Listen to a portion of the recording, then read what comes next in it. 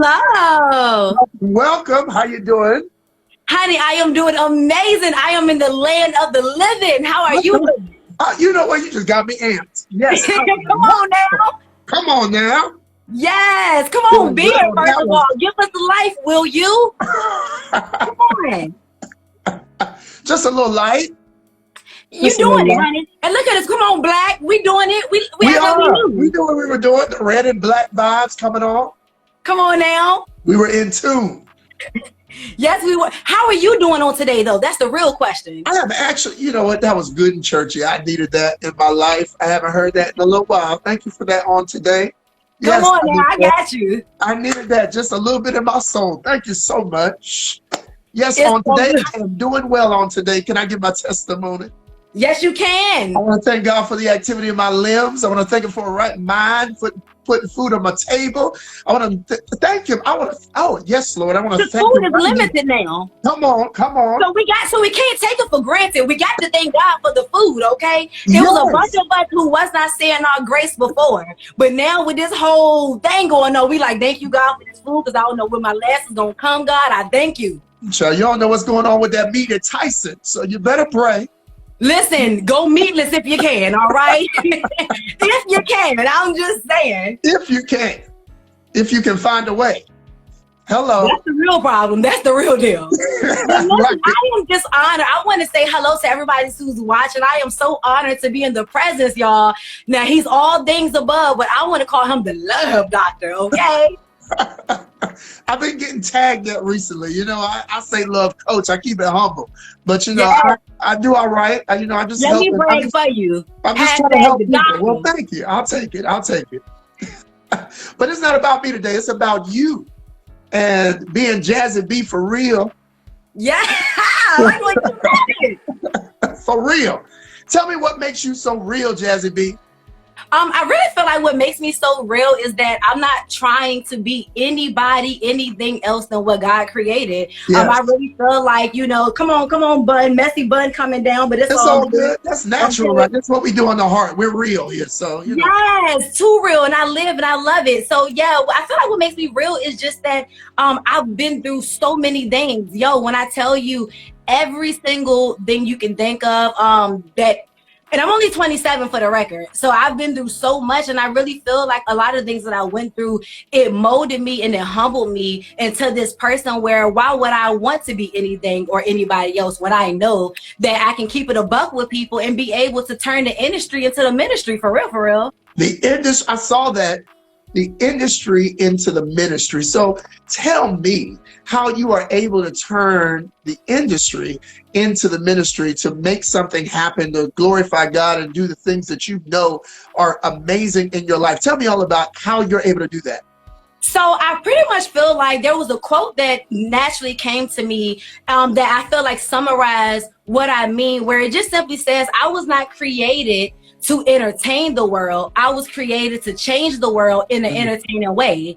And pretty much what that means is I've always been bubbly. I've always been dramatic, okay? Yes. I've always been very energetic and all of these things, but I feel like I could have came into the game and wanted to be somebody else, and but I really wanted to come into this having an opportunity where I'm not trying to fit in with what everybody believe can go viral, what everybody believe is cool, and all of this stuff. Like, I just don't care. Like, I really want people to learn. I want people to grow. I want people to know things that they didn't know yesterday. You get what I'm saying? So it's deeper to me than coming and entertaining people. Like, nah, you need to get entertained, but you also need to be encouraged, and you need to be informed, okay, on what's really tea. Because somebody ain't gonna tell you, but JazzyB gonna tell you. You better tell them, Jazzy. You better tell them, what is since you're telling people, what's your niche, the thing that you love to talk about more than anything else? I think my niche is, that was a good question. Come on, Byron Jamal. Come on, I'm with you. I feel like my niche probably would be just life. And the reason why I say life is that, once again, so a quick story. I was married at 18 years old, got married at 18 years old. My husband was 19. We were high school sweethearts, okay? And the funny thing about it is, I'll go into all the details later if you ask me, okay? I will. But I was 18. I know you will. I can feel it in my bones, okay? So yes, my sister-in-law just tuned in, head turning 24/7. How you doing, Queen? But yeah, so I really feel like life, because I feel like I've been through so much. So getting married at such a young age, I was a girl where me and my siblings, we weren't raised by our parents. We was raised by our grandparents. I was a girl who was told I was never going to be able to have kids. I ended up having 13 miscarriages.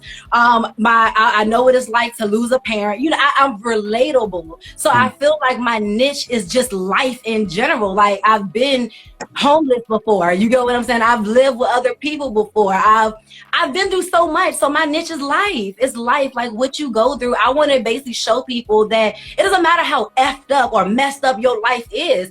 I'm living proof that you can go and get through it and have a positive attitude. You know, like, I feel like, and I'm gonna say this, I'm gonna be quiet, honey, okay? No, you're good. That's why we're here. We're here to talk.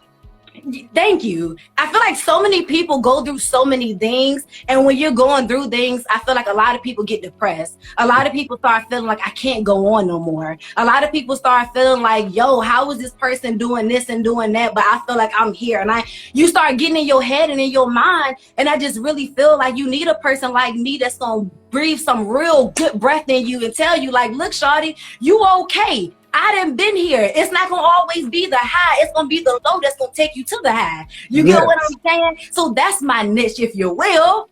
It's life. It's you know, life. the interesting thing about that, I love this thought that it took fighting against over 1 million sperm in order for you to be here today, right?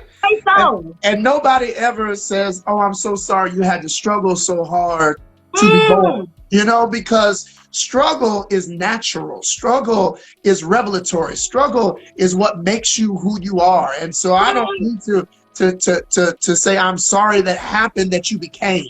I'm sorry that you were born. I'm sorry that your becoming was through a process.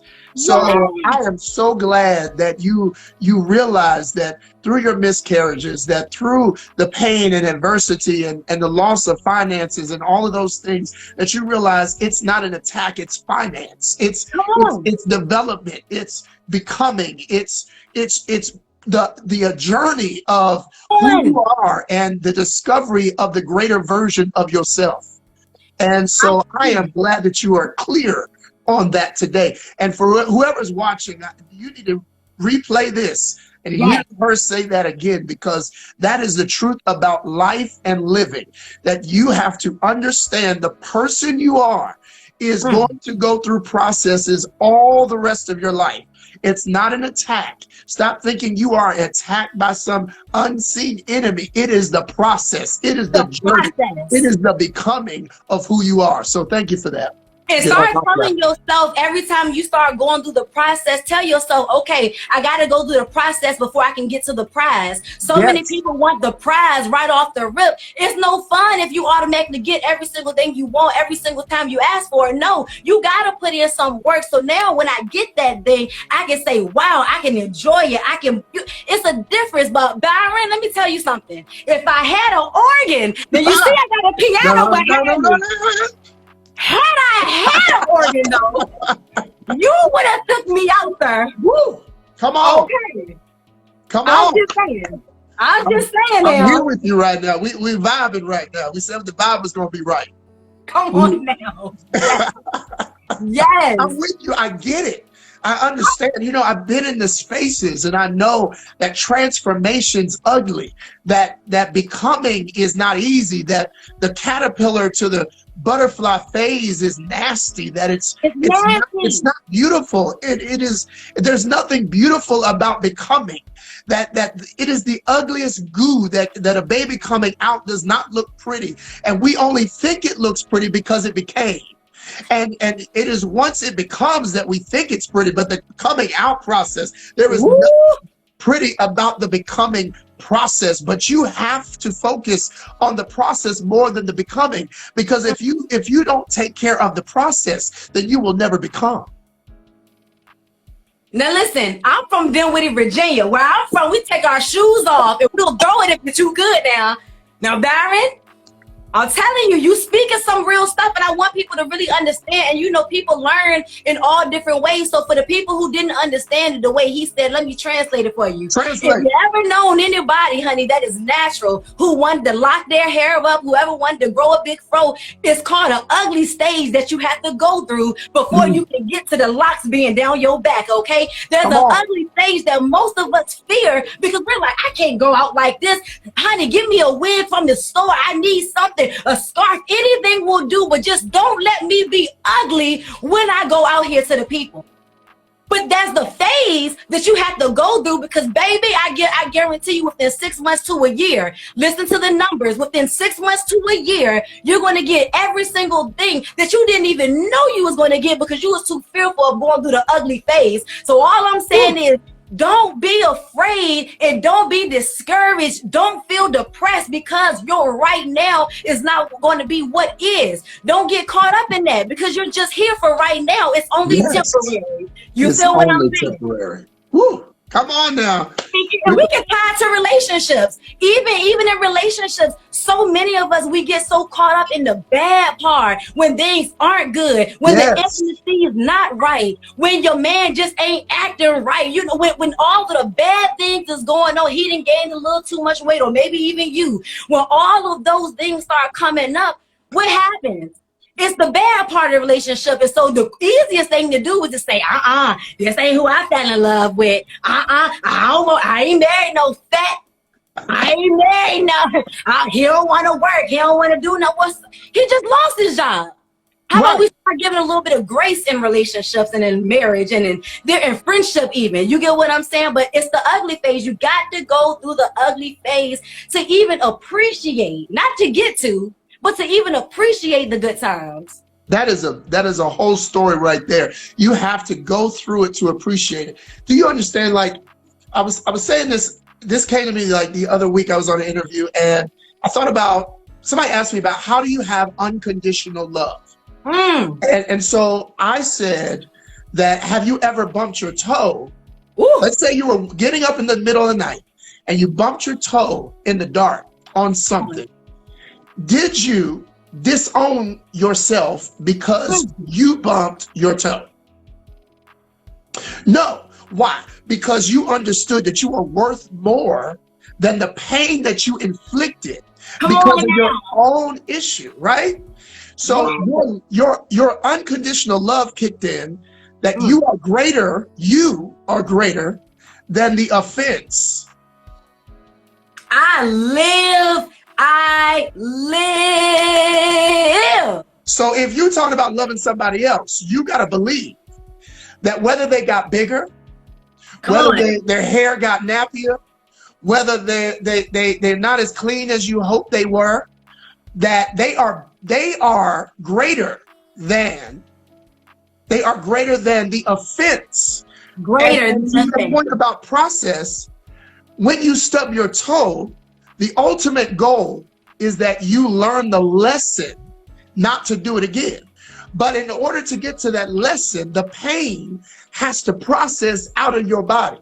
You better talk about the pain. You got to process the pain. Your body is processing the pain out of your body. And some people would rather get to the lesson. Come on. First of all, some people don't want to go through the pain, but some people don't want to, they just want to jump to the lesson and not go through the process. That's it.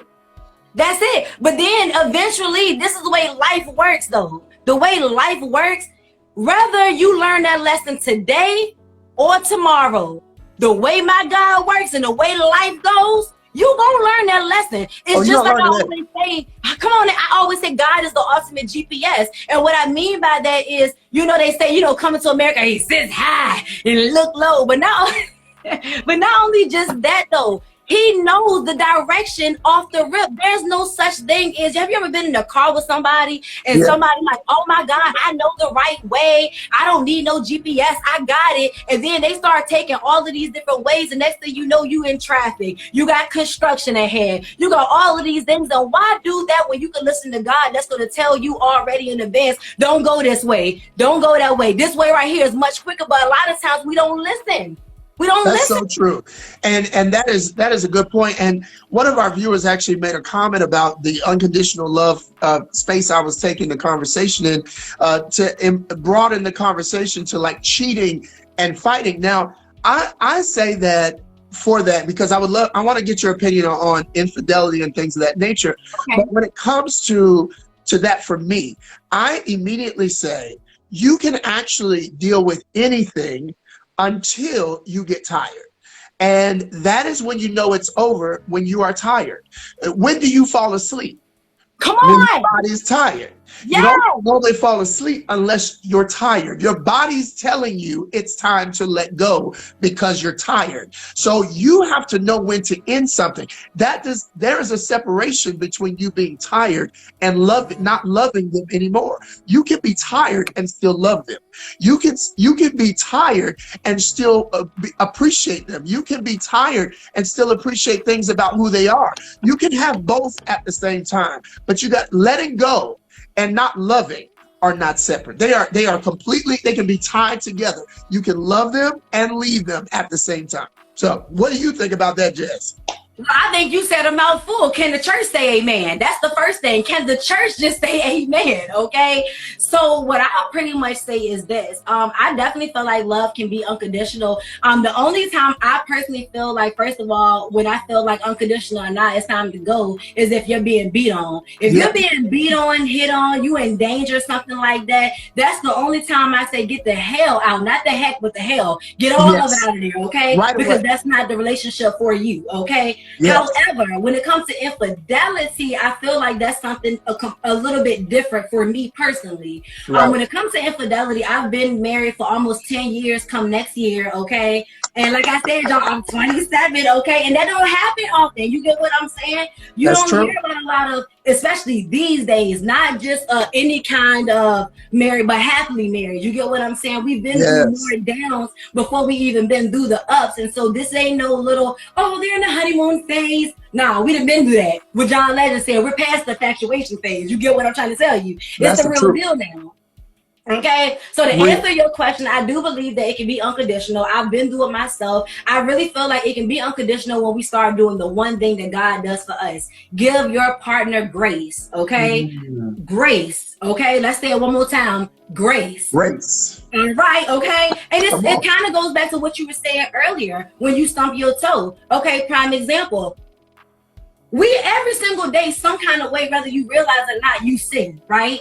Some kind of way. It can be a curse word. It can be me. It can be anything. You get what I'm saying? You sin without even necessarily realizing it. So what I mean is this. If I can sin right now, right? And I go to God and I say, God, I messed up.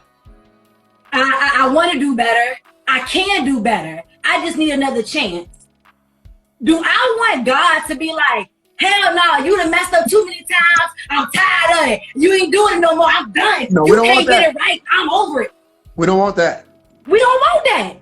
Because now that's us. That's saying that we're wrong, that we're imperfect. So I believe that when we start realizing that whoever we date and we ourselves are imperfect people that's just trying to get this thing that we call love right, okay? Some of us can't love right because we ain't never seen love with our own eyes, heard it with our own ears. We ain't never walked that walk, talked that talk. We ain't never had that. Some people have never had that. So how can you get in a relationship with somebody and expect them to love you unconditionally, to be there for you when you do the ups and the downs, when you've never seen what that looks like? Because Byron, that's what we're going through on today. Today, that's what we're dealing with. It's a whole different type of conversation. Know who you're going to be, know who you're going to be with before you get into that relationship with them. When I got with my man, I was only 16, 17 years old, but my first question to him was, who's your mama? Who's your dad? What are they like? Because guess what? Come to find out, he wasn't even raised by his mom. Ooh.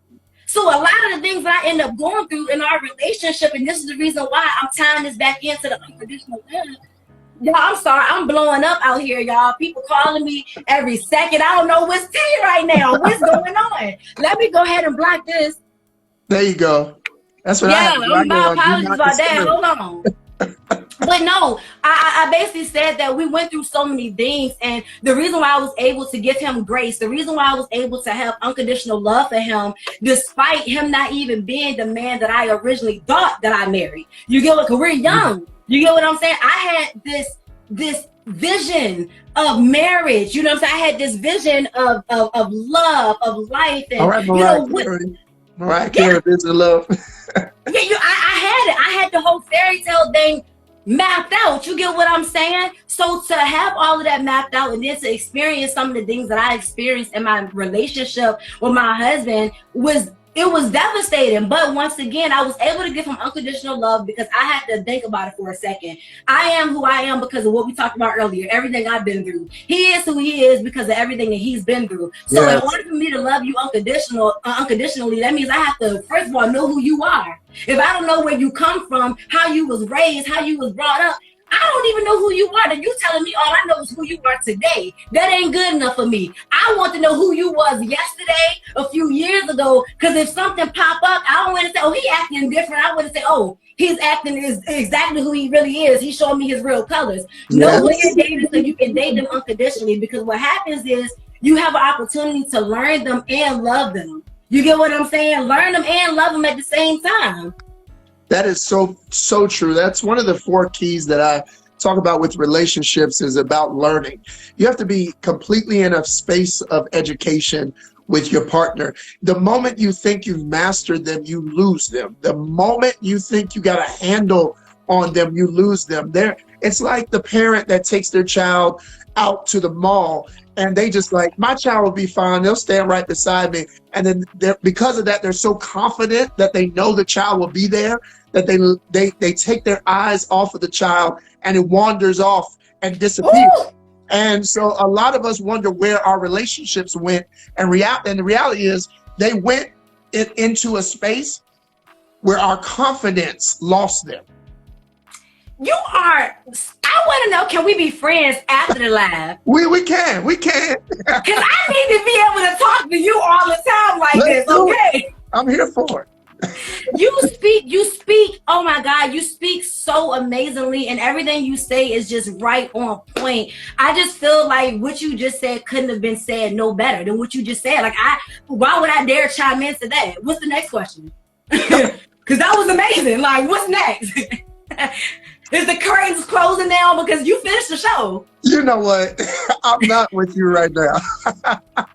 But I really do hope, if you are watching this and you are listening, I really do hope that you really take away a lot of these gems, because I will be honest, in my relationship, when we got married, we was so young and we had a lot of elders that was around, but none of the elders really swooped in and tried to actually teach us. You know what I mean? We had more people telling us like, y'all too young, y'all don't need to be together, you know, just come back home, blah, blah, blah, blah, blah, you know, all of that. And I want to encourage you in your relationship, don't allow people to break you and your person up because of what they feel. Yes. Break up with the person you with because that's just how you feel. Because let me tell you about people. If there's one thing I know about people, people will have you sitting at home lonely singing, I'm so lonely.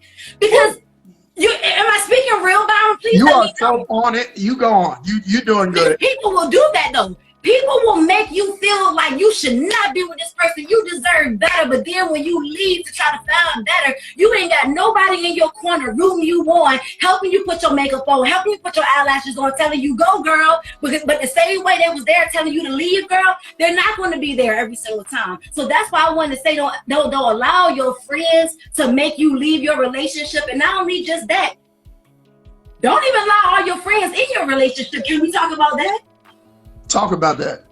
Because I was one of those people, y'all, okay? where talking to family, talking to people, thinking that I'm venting, thinking that, you know, I was going to get some sort of advice. Had I known Byron Jamal, you know, almost 6 years ago, I could have came to you. And that's the reason why I really want people to really take heed to who you are and what you do, because a lot of people will take these type of conversations for granted. But when you're going in it, it's your videos that they need to chime into and watch to help them be encouraged, because I'm telling you, I did not have that. I had to encourage myself. We had to figure out what the heck are we going to do? Do we want to be together?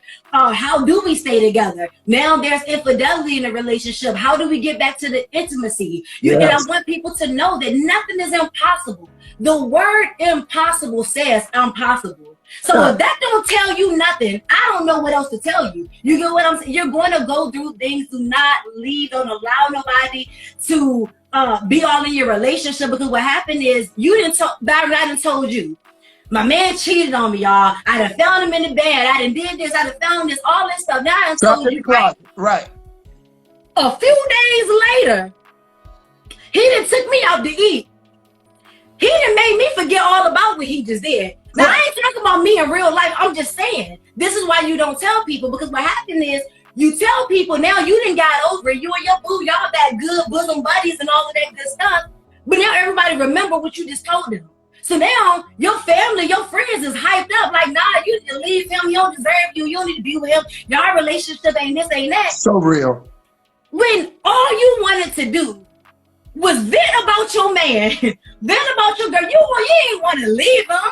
You just want to talk a little trash to somebody. But remember, that trash will stay in that person's yard. And every single time you think that the garbage man that came, now that trash is still in that person's yard stinking. And they're going to make sure that everybody knows this their stuff. You get what I'm trying to explain? Absolutely. So don't allow your friends to be too much in your business, and don't allow your friends to take you away from handling your business. Because people will always dump their trash faster than they will yours. Facts. And then people always gonna give you advice that they're not gonna listen to themselves. How you gonna tell me to leave Fred when you didn't stay here with Bill for 20 years knowing he cheating on you? Because guess what? I'm always gonna tell you something that I can't do myself, because it's easier for me to give this advice to somebody else than me to take it upon myself. Because why? If I take the advice, that means I gotta put in some work. And most people don't want to put in no work. That is so true. If you had come to me those years ago, I would have told you exactly what I tell other couples. And that is, the fairy tale is not what you think it is. We think the fairy tale is this illusion of happily ever after. That after you get into a relationship, everything is smooth. It works out the way it's supposed to. You've met your Prince Charming. You've met your princess of your dreams, and everything smooths over because the universe is supposed to just align you and make everything just right. But the truth is this is why I don't believe in the one, but I do believe you can choose one. And I say that because you can choose who you love in such a way that it aligns together. You can choose to align yourself and become equally yoked with your partner. That is a decision. I don't believe that God just says this is the only person in the universe that you could ever get with and have a happy life. But I do believe that when you decide and you too make that decision and commit to it, that you can form the happily ever after. But happily ever after in the fairy tale sense is I choose to fall in love with the process of learning, of loving, of laughing, and living with my partner in such a way that every day I am going through those four things and I am making them a reality. Every day I choose to laugh. Every day I choose to fall back in love. Every day I choose to live with them. And you have to do that. Every day. If you're with somebody for a long period of time, every day is not going to just be glitter and sprinkles. I'll excuse my language. But this is real. It's just not how it works. Like, in order for you to be in a relationship, like we talked about, that happily ever after, remember, and these happily ever afters, it won't always just smooth. Remember, they had to fight some dragons. They had to slay some things. And that's just like your relationship. If you think for a second you're just going to walk off skipping, that ain't going to happen. You know, I mean, it's just, it's just not.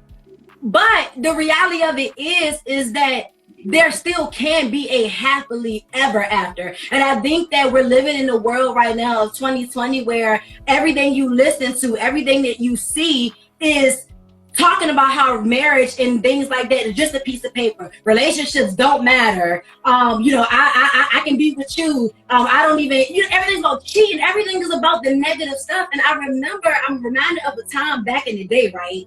When my grandparents, come on, back in the day, because see, this is where we got to get back to though. People talking about I want to change. Nah, I just want to go back. Can we just go back? And I ain't talking about the 2019 because that was stupid too. I'm talking about let's go back to the day with the people who we didn't want to listen to, our elders, the people that was telling us, be careful what you watch on TV, be careful what you're listening to on the radio, be careful about all these things that we like, oh, you old. Who says that? Why would I be careful on what I listen to? Nah. Be careful on what you listening to, because I'm trying to tell you, this is real tea. Me and my grandma was just talking. You know the song "I Left Home to Be with My Side Piece"? Oh yes. Listen, this shows you how powerful music can be. Hop in your car. I challenge all 5 or 6 of you that's watching. I want you to get in your car on the sunniest day. Put your sunshades on. Put your cologne, your perfume. Put it on, and get in the car and turn on "I Left Home to Be with My Side Piece." You ain't even gotta have a side piece, but you ain't going home on that day. For whatever reason, you gonna manage to pull up on somebody, or oh, hey, big head text. It's gonna go off. Be careful on what you listening to, who you are around, what you're watching. I love and hip hop like everybody else, but I can't watch too much of it because it'll have me thinking of my man out here doing something stupid, because that's what they want Black love to be the example of. And it's not. So I'm here to tell you firsthand that Black love exists, that real love exists. Yes. Okay, that no matter how crazy, how dirty, how, can I curse real quick? I just want to say shitty. Can I say that? Go for it. Shitty. Look, I already said it. I just want to say shitty. That's all. How shitty your relationship may be, I want you to know you can get through it. I can listen. And some people will tell you both of y'all gotta want it at the same time. Eventually, both of y'all will want it at the same time. But sometimes all it takes is one of you. I know so many people say, oh, well, he ain't trying, so I ain't gonna try. No, that's true. It don't matter if he ain't trying. You try until you can't try no more. What you said, that's the last thing my mama said. God rest in peace. When I tell you, my mama told me, I remember I was getting ready to separate from my husband. This real tea. I was getting ready to separate from my husband. This is the real last conversation I had with my mom. I said, Mama, I don't think I can do it no more. I think I'm ready to move to Virginia. I just can't do it. And my mama said, are you serious? Because you say that a lot. Are you really going to leave? Are you for real? Because my mama was always a person like you, Byron. She always says, I can't tell you to leave. But all I can tell you is when you ready, you gonna know it's your time to go. And that's exactly what ended up happening. Now, thank God I ended up leaving, but thank God we're back together. And I want to also say that I know your time probably up, Lord Jesus, but I just gotta let the Lord use me real quick, because I don't know who this is gonna help. So tell your story. Go ahead. I got to, because y'all, it's real. It's really real. My mama, the last conversation I had with her was her telling me, like I said, to, if you can stay in your marriage and your relationship, stay. If you absolutely can't, then you got to do what you got to do, but it doesn't mean that it's going to be forever. Blase, blase, blase, blase, blase, right? Boom. I left. I ended up moving to Charlotte, which is how I ended up becoming a talk show host and all of these things. Now, growing up, I always wanted to have a talk show. I always wanted to interview celebrities, red carpets, right? But I fell in love. I always been a hopeless romantic. So when my husband and I, when we got together, my life became his. He ended up going into the military, so I became a military wife. Okay, so then we go out there all the way to Colorado. I'm a little girl from the country. I ain't know no Colorado. What? We go all the way to Colorado, and that's when we start experiencing what I consider life to be. That's when infidelity came in, because now he's a man with a uniform on. You get what I'm saying? They flock to you different when you got a uniform on, ladies. I'm just saying. But yeah, so I'm just being honest, they flocked to him, and anyway, we went through everything that we went through, and at the end of it all, I ended up leaving, right? I separated from him. I moved to Charlotte. It was a lot of things that I wanted to do. Ladies, men, listen up. If you got a dream of your own and you're not doing it because you're too worried or too scared that your man is going to do this or do that while you out pursuing better for yourself, guess what? He going to do it anyway. Period. So I'm saying that to you because I didn't waste. I waited 3 years to do exactly what I'm doing now that I could have started 3 years ago. And the reason why is when I was getting calls for opportunities, I'm like, nah, because if I leave, my man gonna cheat on me. If I go out of state, I'm leaving him room. I'm leaving space. You get what I'm saying? For disappointment. And for me, like I know many women, men have been, sometimes we may not want to admit it. See, I'm real about it. I'll admit what it really was. I was literally scared. I'm like, yo, if I leave, he definitely gonna be out here, and that's not what I want, because I felt like if I left and he did it, I knew I was gonna have to leave. So if I didn't leave at all, maybe he just wouldn't do it. You get what I'm saying? But he still did it. And so I just want to let that be out there so people can understand that the reality of it is, man,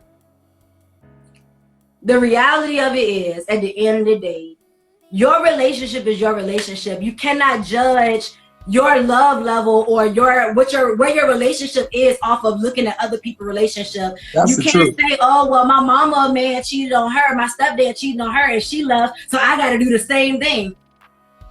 What work for her, maybe work for her. But what's for you, my God, it's going to be for you. It's all yours. It is just yours. And that is the truth right there, my dear. Like, when you get in a space where you realize your path is uniquely yours, it has your own DNA attached to it, that no one else can walk your path the way you can, and people can try to imitate you and do all these things. They can try to give you advice, and that's why I don't give advice that's prepackaged. That's why when I do love coaching, I don't have some script that I read off of. I discern, and I listen, and I watch, and I pray, because I realize that each person needs a specialized approach to their love journey, because you need certain tools. There's somebody that can handle 10 pounds and someone else who can handle 30. But I have to handle each person with the weight that they can handle and where they are along the way. You got to deal with yourself with where you are. You got to be honest with yourself about where you are on your journey and deal with yourself appropriately there. Stop treating yourself like a professional when you know you're a novice. Stop treating yourself like you are perfect when you know you have too many flaws. Stop expecting yourself never to trip over when you know you can barely walk. Treat yourself in love with the way that you know you are, and you will find that people treat you with the respect that level deserves. We expect a baby to fall, so people love the fact that the baby's even trying. You got to, if you're real about where you are, people will give you grace. I often say there is always charity in clarity. People will treat you with more charity if you are clear about where you are. So be honest, be open, be transparent. Say what you're struggling with. Say what's in your heart. Give that honesty, and people will give you charity in the process. I love that. Charity, yes. Charity will give you clarity, and the clarity will give you charity. And if you allow yourself to be that transparent, vulnerable person in the relationship, then you will see that your love process will flourish. There's a lot of people who I talk to who are successful, and the main thing that they struggle with is, why would somebody want to love me? Because I know that I have this name, I have this image, I have this thing that people should love me, but I can't trust that they would love me for just me. They probably are just loving me for the name, for the ideology of who I am. So you got to be clear about your person, and that attracts the right people. Yes. Oh my God. I really feel like, you touched on so many things. Like, oh my goodness. I want to know how people are feeling. Like, I mean, this right here, I just really feel like it's just with so many gems that has just been dropped on so many levels right now. And so I would say, like, what do you find people need help with the most right now in relationships? With relationships, I feel like people need better communication. It is always the biggest challenge in a relationship. There are so many triggers in a relationship that cause communication to shut down. One of the things is what we mentioned earlier. It's the overconfidence. Like, I know what you would do, right? And so because I know, then when you do something that I don't expect, then I don't want to communicate it because I feel like maybe I'm wrong on how I'm thinking, and I don't want to be wrong. But the flip side of that is also that it could be the other side of communication. So it is that you should know me well enough that I don't have to say it. If I have to say it, then why are we in a relationship? But the reality is, you should always be in a state of open dialogue. If I said it 20 times, 20 times is fine, because I would rather say it 20 times to make the point clearer than to only say it once and expect you to know exactly what I meant. So communication, you got to talk and talk and talk. Do you understand, like, when you were learning your alphabet, how many ways and times that the teacher had to go through the alphabet? Yes. They had to say it out loud. They had to have you write it. They had to have you do it in cursive. It was so many ways that they had to tell a story about the alphabet. There were so many ways to teach you about the alphabet for the alphabet to stick in your life. Why do you think that just telling somebody I like blue is going to stick in them the first time you say I like blue? Like, what shade of blue? Get deeper. In fact, they will learn it better if you go deeper with what you're saying. So don't just say, I've had hurt in my past. Say, I've had hurt in my past and it came from. And then say, I had hurt in my past and it came from. And when it came, it hurt like this. And don't just say it hurt like this, but when it hurt like this is how I reacted to it. And don't just say this is how I reacted to it, but when I reacted to it, I went into this space and I was in this space for this long. See, you just telling somebody you've been hurt is not the level of communication that you got to get to. You got to dig that seed deeper so that the roots of understanding make sense. They gotta make sense. Just because you're clear doesn't mean they're clear. So, okay, I got a question for you. Look at me. Look, the roles are reversed. Okay. Yes. My question for you is really, okay, so being in a relationship, like me, obviously you can tell I love relationships and all of that stuff. I love to talk about it. But for you being a love coach, how does that affect your relationship when you're, if you want to duke it out in a conversation or argument, with your spouse? How does that go? Because it's like, do you feel like you know everything because you're the love coach? Like, how does that work for you? That is so real. Let me tell you something about my relationship that I'm starting to talk about more because it's helping people, is that as a love coach, I have a lot of principles and a lot of wisdom. But as a former pastor, it's the same thing. And I tell all of my pastors, all the coaches out there, the reality of the reason why you're effective is because not only have you lived through it, but you have wisdom and discernment that comes from beyond you. You have to apply both of those. And in my relationship, there are moments when I have to pull out my own notes and go back to my own drawing board and be like, so one of the triggers I tell my partner, I said, please don't say, but you're supposed to know. We're all supposed to know. There are things we're all like, don't cheat. We're all supposed to know not to cheat. But when you cheat, we're like, what happens? How do you learn how do you take your own advice to come back? So in my relationship, it is about understanding. The tools are there. The information's there. You may allow emotions, and I have allowed emotions to override and cloud how I respond. So what I have to do in that moment is pause. Yes. Right? So pause. Yes. Be honest about where the space is. Pause. And then it may take 10 minutes, it may take an hour, but always come back to the conversation. Yes. Re-engage it from the enlightened space. Most definitely. Don't ever allow it to just stop. People in relationships, because they stop communicating from the higher place, they keep re-engaging from the lower place. So when you are enlightened, you go back to the conversation, you say humbly, look, this is why I went there. But having been there, we've done that. So now let's open it up and let's talk here. Let's be honest. This is I made a mistake. I know better than to have gone there. And so let me say I apologize for going there because I do know better. And now that I know, I'm admitting I know better. Give me grace, right? Give me the grace to say it out loud and you not judge me for failing in that moment. And now that I failed, let's move forward, because a relationship always has to be forward moving. That's a fact. The moment you get stuck in what was, where there is no power, your relationship loses power the moment you step in that space. And that typically happens in the infidelity stage. A lot of times it takes so much to get over that hump where it just seems like that's the only thing you can have a conversation about. It's constant. Anything can go right back to that topic and different things. And I do feel like it takes everything that you said. I mean, it really do. Like, it takes a lot of that.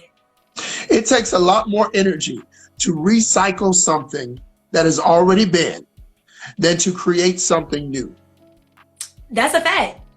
That's a fact. I mean, I don't know. It's just like, I love the fact that you said the pause, because that's something that I've actually been doing a lot now. Because so with me, as lovely of a personality I may have, I turn up every now and then. You know, Really? but that's with people though. It's really only with my man. And it is only like, you know, it's just certain things. Like, obviously we've been together for a decade at this point. So it's like, there are certain things that I do feel like, you know, boom, you should just know. Like, you know how I am.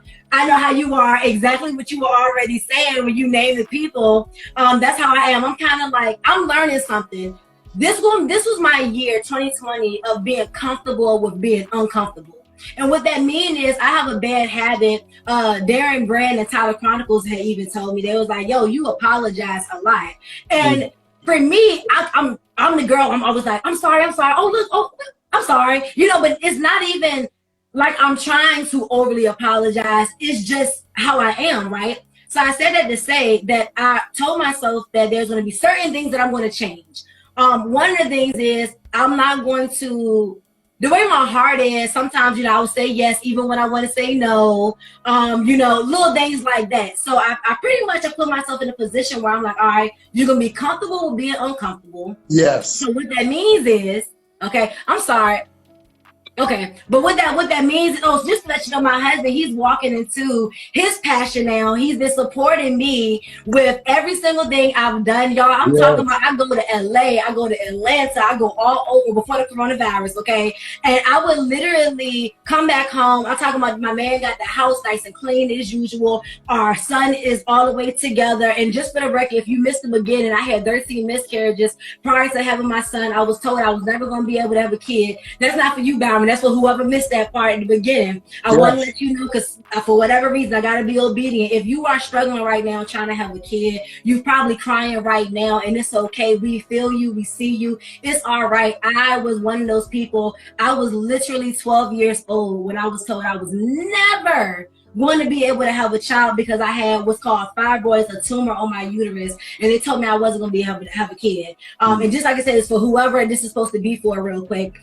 I end up falling in love with my husband in high school, and we fell in love so much that I'm so glad that God blocked my foolish request, which was to have a kid in high school, which was so ridiculous. But when you have been told, you know, that you can't have kids, and then all of a sudden you find this man that you know is going to be your husband, and you just like, I need a kid. Like, and I'm a senior at this point, and long story short, thank God he blocked that. But we got married. Our first year of marriage, I ended up suffering our first miscarriage. And a lot of people was like, oh my God, are you okay, you poor thing? And I'm like, I got pregnant. They said I couldn't get pregnant. And this is what I mean when I say you got to take the good. I can't even say the good with the bad. The good is in the bad. So you got to start taking the good out the bad. The good is in the bad. The good is in the bad. Is it in there? It's right in the bad. Right in the middle of it. Smack dab in the middle of it. Do you hear me? Right in the middle of it. It's right in the middle. And so that's the reason why we're saying that everything that's bad that happened in your life, it means for the good. So you just can't get caught up. I really feel like a lot of times when a bad happens, it's more to get our attention. Because like we talked about before, I remember in church hearing a pastor say, y'all give the devil too much attention and too much praise for the bad times. You ought to start looking at yourself. And it wasn't until I became an adult. Yeah, an adult. Yes, that's how you know when you grown. Yeah, like grown. Okay, if you say it twice, you know it's real. When I became an adult was when I realized, like, whoa, he's absolutely right. He's absolutely right. You get what I'm saying? He's absolutely right. But look, Byron, this your show. Do you have any more questions for me? Because I'm tripping. Y'all, if y'all been watching and following JazzyB, y'all.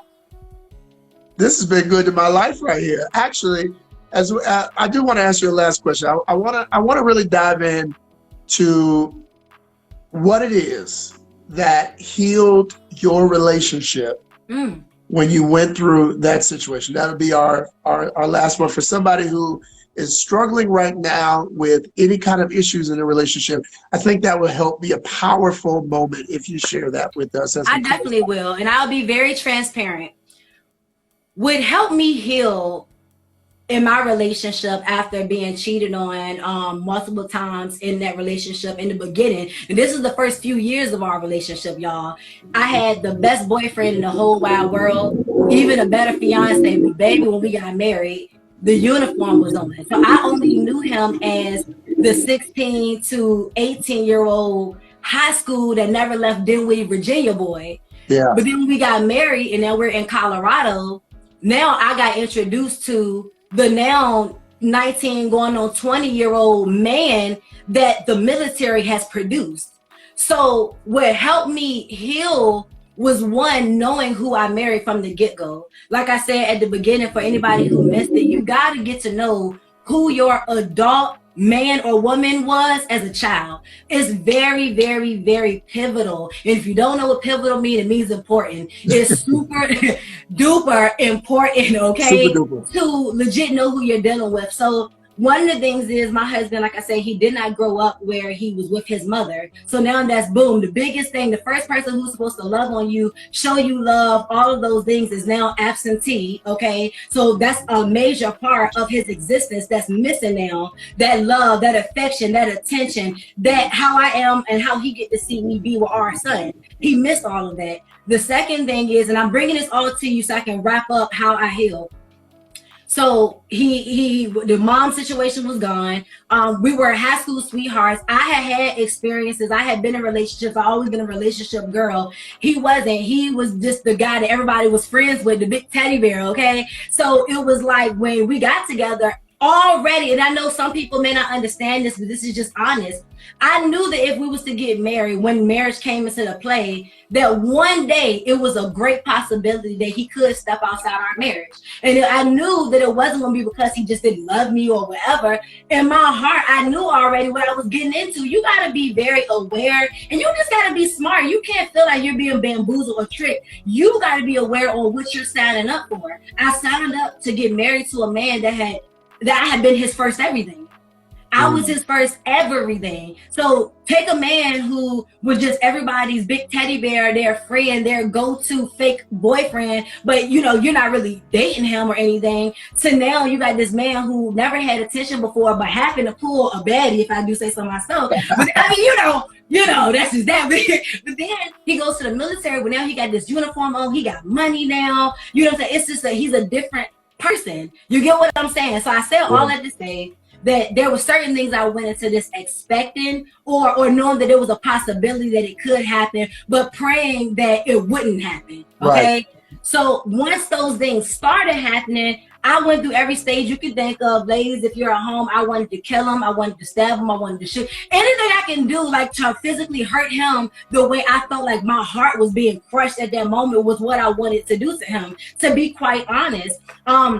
However, after the rage, the anger, and all of those things do settle, my main thing was, who is he?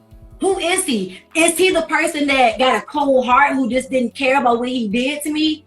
or is he still that person that I fell in love with and the person that I envisioned him to be? Because you got to understand, this won't just a regular man off the street. This is a man that I manifested. Yeah. Understand that. This is why I say that be careful what's on your list, because God will give you exactly what you're asking for.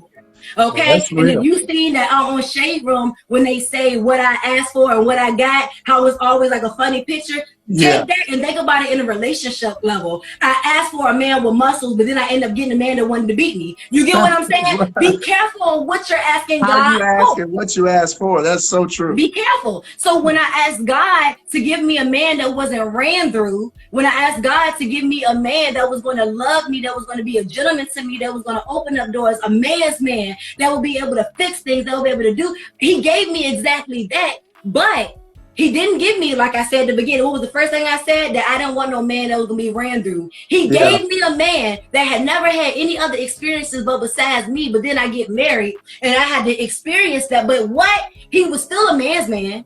He was still handsome. He was still a good cook. He was still a gentleman. He was still all those things that I asked God for. But the one thing that I was not expecting in order to get what I asked for, I had to go through was the infidelity aspect of it. I hope that y'all understand where I'm going with this thing, because I'm trying to explain it the best way I can. No, it makes sense. I appreciate that. Like that's real. I want to make sure, because we got like 1 more minute, I want to make sure that you really share, because this is so vital. Like somebody needs this. So yeah, we got like 60 seconds before it cuts off. I got you. I'm gonna finish it up. So how I was able, so y'all have an opportunity to kind of understand who I was dealing with, where I was at mentally, where we were at, who, all that, okay? So boom, he turned into a different person once he started actually, experiencing infidelity in other women. And that changed me, because I went from being the girl that he pulled, that he couldn't even believe that he was dating, to basically, I felt like the lowest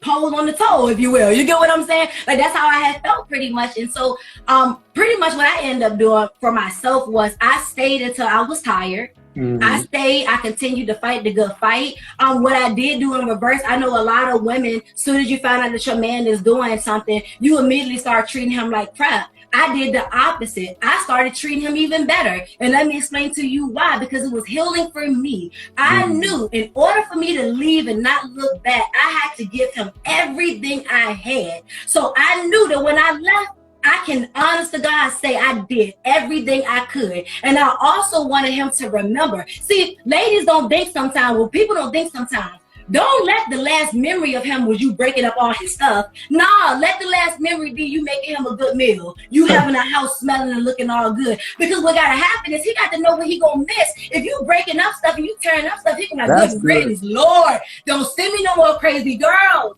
You get what I'm saying? But nah, I wanted him to know you won't miss me. You're going to miss me. I'm going to pray for you. I'm going to treat you so good before I walk out that door. So then I left. After I got to the place where I had healed, I gave myself time to heal being in that house. We're talking about healing. Sometimes we try to leave so fast that we wind up right in the man's bed again, because we left when we was not ready to. Yeah. So I stayed until I was ready. So I knew that I could turn down sex if necessary. I stayed till I knew that I was not going to be feeling like I had to be on the phone with him. I had to, he got to be checking it. I knew I had to get to a place that I can see him text me and wait 8 to 10 minutes before I text him back. I had to show him, and I had to show myself that I was strong enough to do it. And and it's the last thing I will say, in order for me to heal, I had to get, my biggest thing was, I felt like despite him cheating, I really felt like I had a really good man. And so for me, I felt like I was never going to accept him cheating on me. I don't care how good of a man you are. I don't care how much money you got. I don't care. You ain't going to just dog me out, okay? I ain't that girl. You get what I'm saying? So, but what I told myself I was going to do was, all right, make him fall in love with me. I left. I went to Charlotte, North Carolina. I separated. This is how I ended up getting the talk show and all of this stuff, because this is me finally leaving him. Yeah. And in that time, once I had an opportunity to leave, the way I was able to heal was allowing him to court me again. I put him in a position where he had to date me. That's good.